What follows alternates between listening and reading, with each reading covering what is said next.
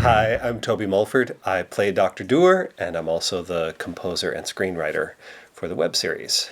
I'm Sharon Crissinger. I'm the director of cinematography as well as one of the producers for the web series. And we're going to tell you a little bit about how those two things, music and cinematography, made the world of the web series.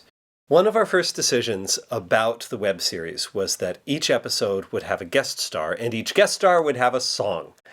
And so the first question we had to answer was, what is that song? So I would start to write a song, and each song would have its own style, depending on the character that was going to be singing it. So the style of the song ultimately dictated a lot of what would happen in the episode, and also what that episode would look like. Yes, and we played a lot around with the ideas of the music videos themselves and their representation of reality versus heightened reality.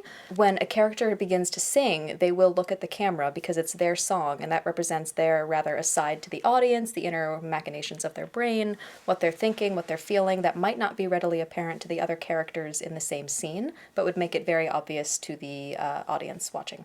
The way the web series is different from the music I usually compose for Dr. Dour and Peach is I didn't have to write it just for the two of us to play. So it gave me an opportunity to branch out and try composing in different voices and in different styles, maybe using different instruments. And that was really exciting for me because I don't get to do it a lot. The most common question I get asked is, what is that guitar that you play? It's called a touch guitar. And it's modeled on an instrument called the Chapman stick, designed by Emmett Chapman. And essentially, it's a 10-string guitar where I play both a guitar and a bass. I'm playing the bass with my left hand, and I'm playing the guitar with my right. And it gives me a lot of range and a lot of versatility. Dr. Dour and Peach began as a live performance, and so one of our challenges was to translate the energy of that live show into video.